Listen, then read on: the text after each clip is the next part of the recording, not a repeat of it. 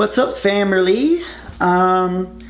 Today I want to talk about a, like said, unpopular opinion, and that unpopular opinion is that practically instead of looking into, reading into, and analyzing aspects of ourselves and aspects of our realities that we don't want, and aspects of our realities that we don't prefer, loving them is not about looking at them and trying to change them. And here's why. We do live in a multiverse.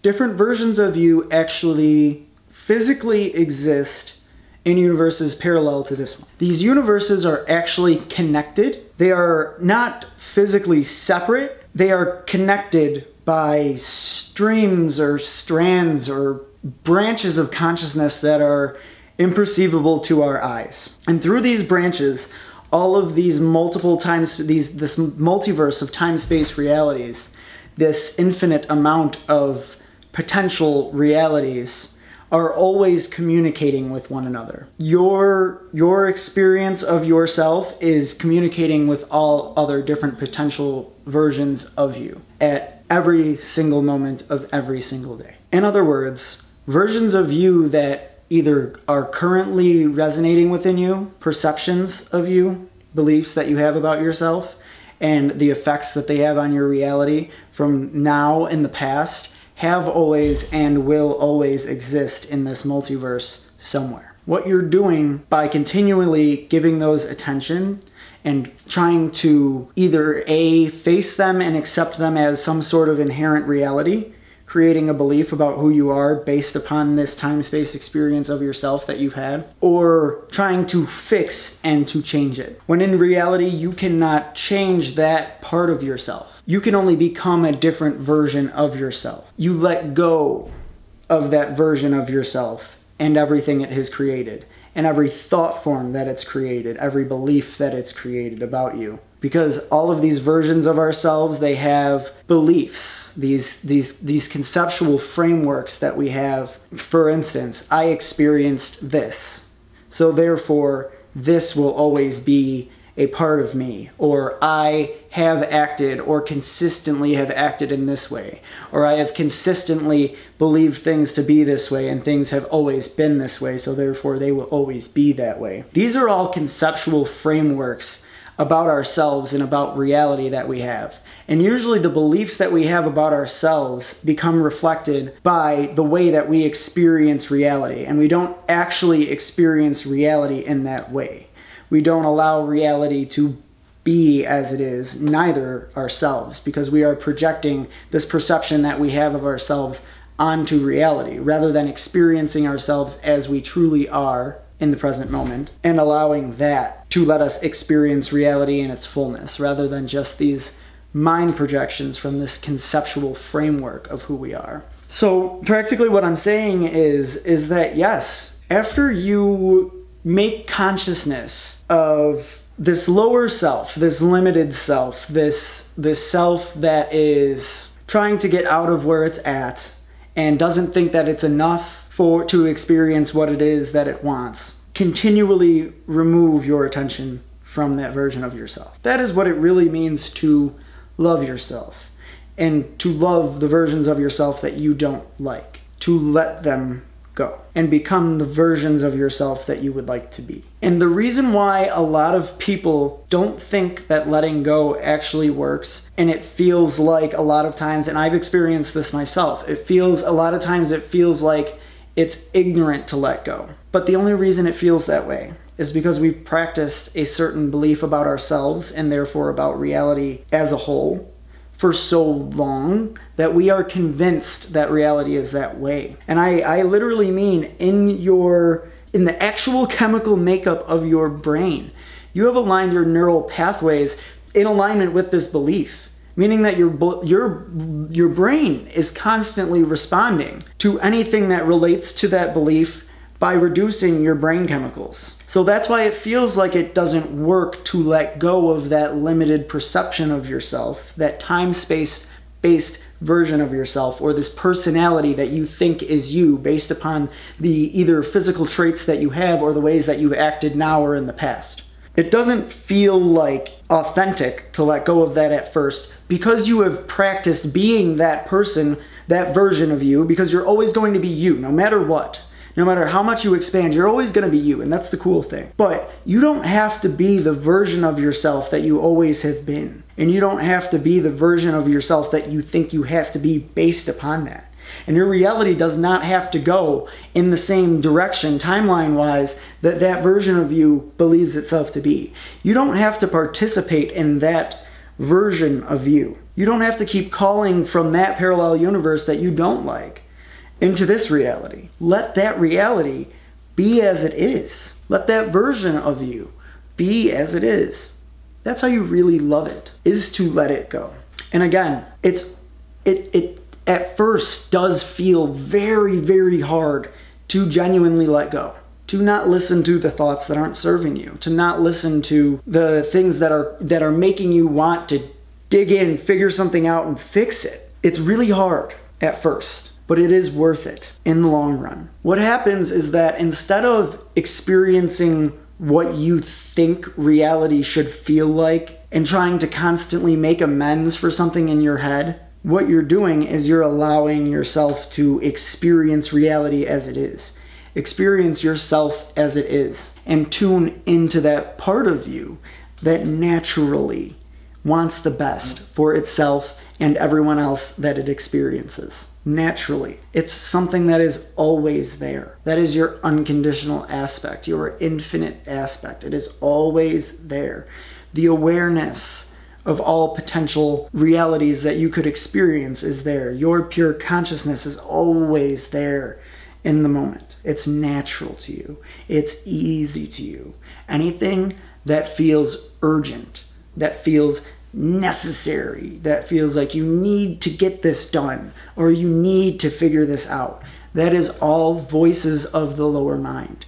And when you're letting that part of yourself go, it's not like you're becoming a different person. And that's another reason why I think on the surface a lot of people are afraid to let go of their time-space-based perception of themselves. First of all, it's kept them safe and it's given them an identity.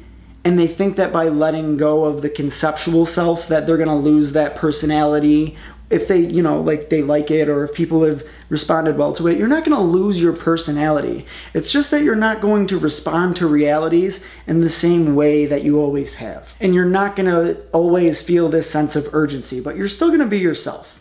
But underlying that, and what really sparked this realization for me, is that when I was younger, I responded to deep wells of self-hatred through compensating through action, and that very quickly died off, and I just couldn't do that anymore. I tried to get that back for a very long time. Like I said, I couldn't get myself to force myself to do things anymore, and I kept trying to. So then instead what I was doing, in order to try and get that compensating self back that was constantly on the ball, to my conscious mind, I was trying to work on myself. But to my unconscious mind, I was trying to destroy, get rid of, kill, fix aspects of myself that I didn't like, because I was fully identified with them. And because my brain chemistry was literally practiced into this mechanism of compensation. And like I said, because I couldn't do it through action in the same way anymore, I tried to get that back by compensating in thought and figuring everything out and trying to get rid of it. Because I saw that that was in the way of my go, go, go personality, which I've discovered is not at all authentic to me. But anyways, I realized that the reason that I wasn't letting go of this, this self-reflection is because, and this compensation in the form of self-reflection, because I was trying to be perfect. And now I've realized that all of that self-analyzation, even though that I tried to tell myself that it was just about accepting my imperfections, but I was trying to rid myself of my imperfections, rather than letting go of the things that I don't like about myself. In other words, that by accepting my imperfections, I was trying to be perfect. By accepting reality, I was trying to be perfect. I was trying to either A, seem like I just loved every single part of myself and this is just who I am, which is accepting an inherent reality that it doesn't have to be inherent, or I was trying to actually go in and fix these pieces of myself. Rather than be a loving presence for when these aspects of myself arise that I don't like and releasing them, and allowing myself to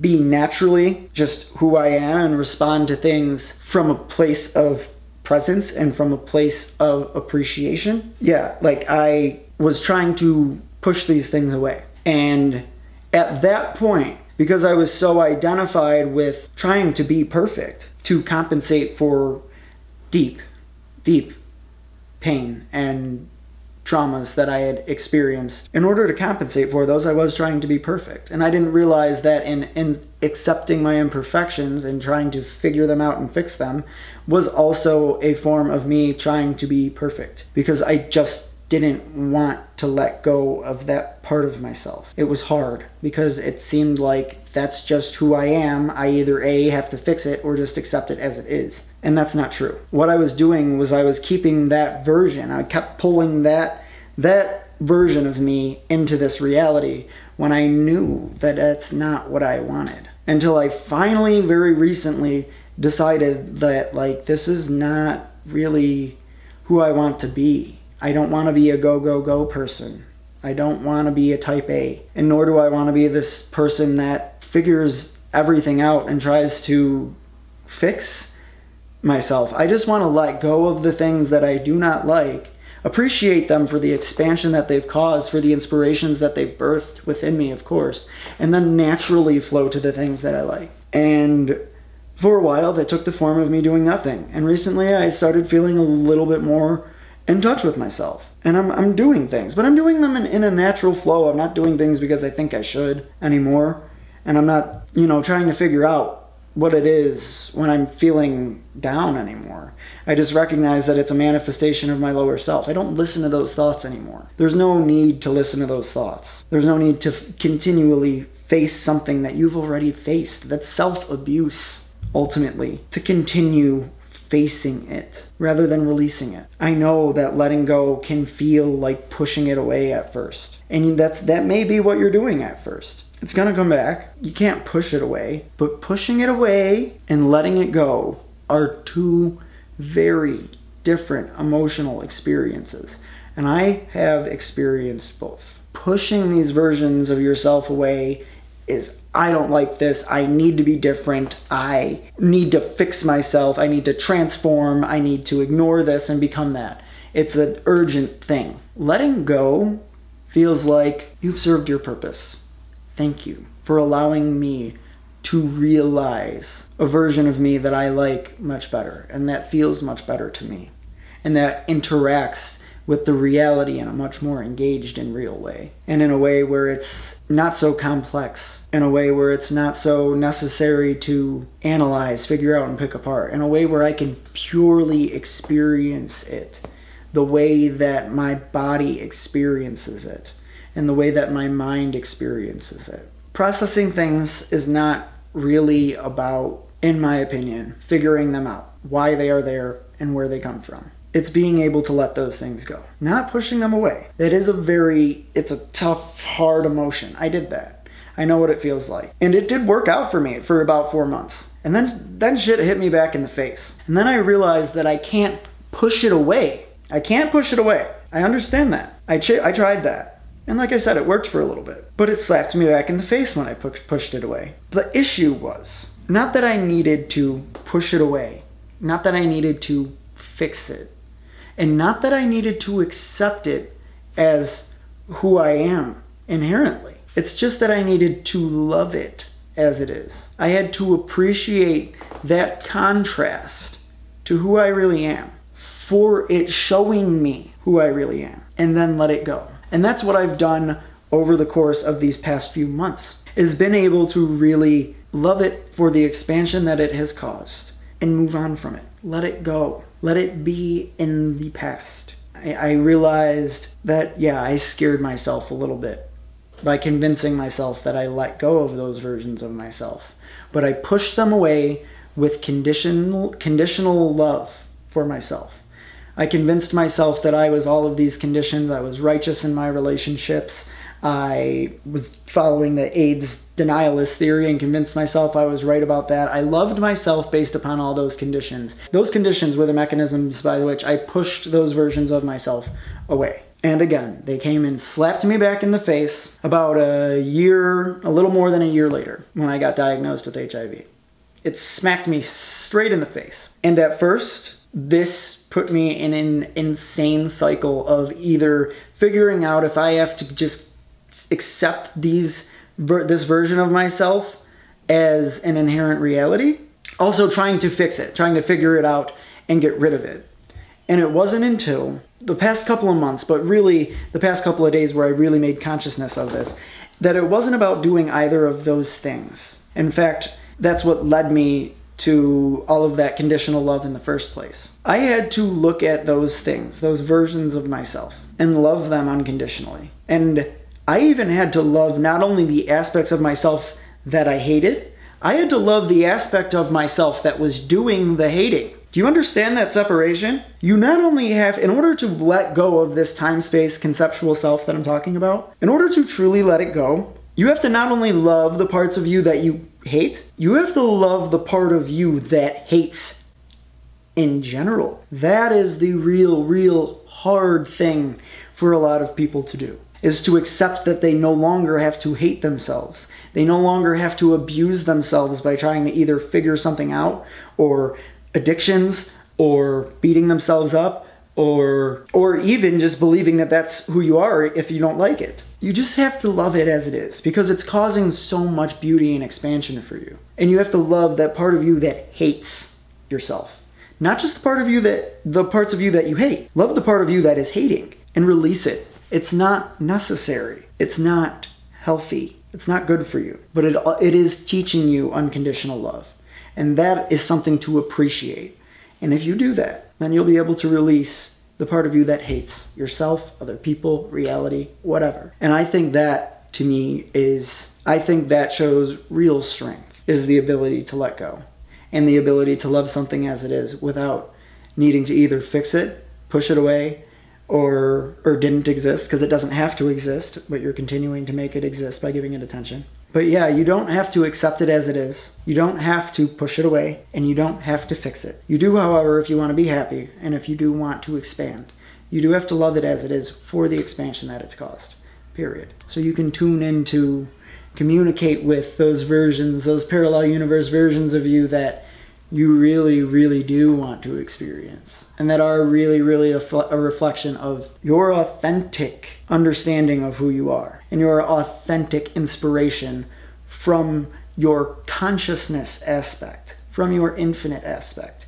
That is authentic. Optimism, pure optimism, real optimism is authentic. Pessimism in any form, and this is kind of like the final trick of the time-space-based perception of self, is that it will tell you that authenticity is about accepting what you need to be pessimistic about, and accepting different versions of yourself that you don't like as who you are. That is the last trick of the ego, or the time-space-based self, is it tries to convince you that there's virtue and authenticity in accepting things that you do not like, or trying to fix and change them. It's not like that. And no, by letting go, you aren't pushing something away. Those are two different things. Way different emotional experience to let go than it is to push something away. So yeah, that's pretty much it. I don't really have much else to say about it. That's really it. I just feel that when we're trying to figure something out, we're just keeping a version of ourselves alive that we haven't fully loved. Whether that be because of some traumatic experience or whatever it is, that part of yourself has to be loved for the expansion that it's caused, and moved on from, and let go of, in order for you to become the version of you, not a different person, the version of you that is authentic to your conscious aspect, to your life essence, to your inherent worthiness. That's unconditionality, is being able to truly love something as it is and remove your attention from it if you don't like it. Period. I hope this simplifies things for a lot of people, because and allows you to actually, you know, become the person you want to be, rather than just keep continuously either limiting yourself to who you think you are or trying to change that. Because all versions of you exist. Allow yourself to choose the ones that you want to be by loving the ones that already have been and are. So, I love you guys.